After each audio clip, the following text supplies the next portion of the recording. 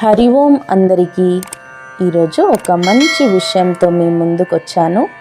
అందరూ జాగ్రత్తగా వినడానికి ప్రయత్నం చేయండి. శరీరం కేవలం గూడు, అది ఆత్మకు ఆవాసం మాత్రమే. మానవ జన్మ కర్మబద్ధం కనుక ప్రపంచంలో కర్మనిష్టతో ఉండాలి, కానీ అంతరంగంలో మాత్రం బ్రహ్మనిష్టలో ఉండాలి. ఇదే మానవ జన్మకున్న విశిష్టత. సమ్యక్ దృష్టితో అనగా సమదృష్టితో ప్రాపంచిక కర్తవ్యాలు నిర్వర్తించాలి. నేను మాత్రమే నేను కాదు, ఉన్నది ఒక్క నేనే. 3 అవస్థలలో ఉన్న నేను అనే చైతన్యమే. హృదయం వెన్నవలే ఉండాలి.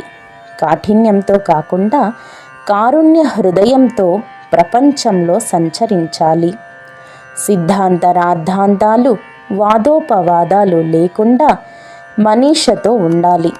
మనీష అంటే స్థిత ప్రజ్ఞ, స్థిమిత బుద్ధి అని. ఇది కాదు అది కాదంటూ మనస్సును ఖాళీ చేసుకుంటూ పూర్ణ చైతన్యంతో ప్రవర్తించాలి. శాస్త్రాధ్యయనంతో మనస్సును పరిమళ భరితం చేసి సాధువుగా తీర్చిదిద్దుకోవాలి. జడాత్మక దేహం అనుభవించే ఏ వికారము నీది కాదు, ఎరుకతో ఉండాలి.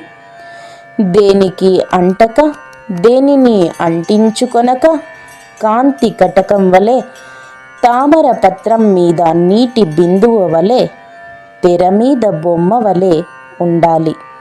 అంతా బ్రహ్మమే అనుకోగలగటమే అసలైన ముక్తి. సర్వం శ్రీకృష్ణార్పణమస్తు. లోకా సమస్త సుఖినో భవంతు. రేపటి తరానికి బతుకు భద్రతలతో పాటు భారతీయత కూడా నేర్పుదాం. జై శ్రీకృష్ణ.